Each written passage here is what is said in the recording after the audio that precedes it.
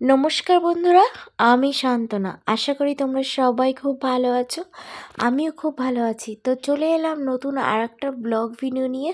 তো তোমরা দেখতে থাকো প্লিজ, কেউ স্কিপ করে যেও না। তো সকালে দেখতে পেলে মানে দাদা বৌদি এসেছে, ওরা বৌদি সকালে লুচি তরকারি করলো এখন দুপুরবেলায়।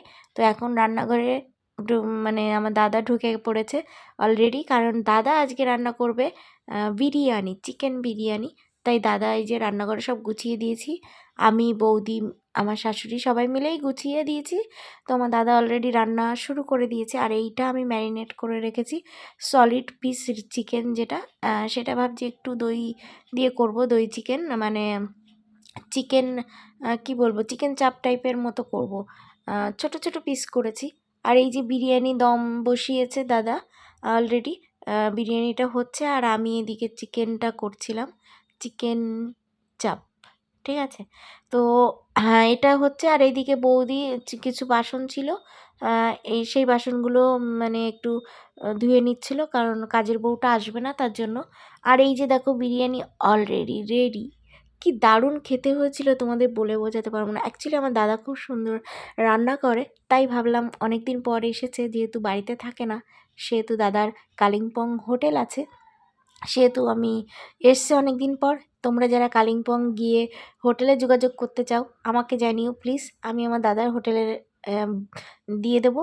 তো ওখানে উঠো, দারুণ ভিউ আসে আমার দাদার হোটেল ওখান থেকে কালিম্পংয়ে। ঠিক আছে, তারপর মিঠি আর সৌম্য দুজনা খেতে বসেছে। তারপর ওদেরকে খাইয়ে বৌদি আবার ছোটোটা কে খাওয়াচ্ছিল, কারণ ছোটো বাচ্চাটা ঘুমিয়েছিল, ছোট ছেলে। ঠিক আছে, ও ঘুমিয়েছিল, তো উঠলো, ওকে টিভি চালিয়ে দিয়েছি আর ও খাচ্ছিল।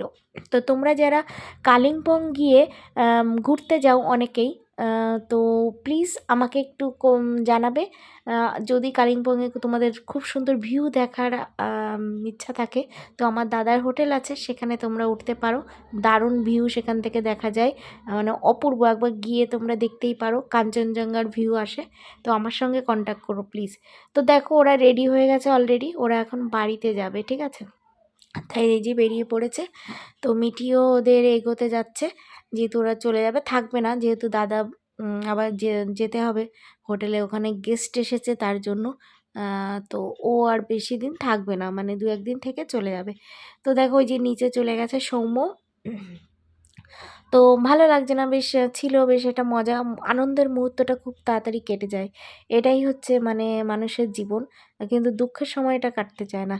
তো এই যে বৌদি চলে যাচ্ছে, তো ওখান থেকে টাটা করছিল, আমি বললাম আবার এসো, আমাদের আবার যাওয়ার কথা বললো। তো চলো আজকের ব্লগটা এই পর্যন্ত, সবাই ভালো থেকো, টাটা।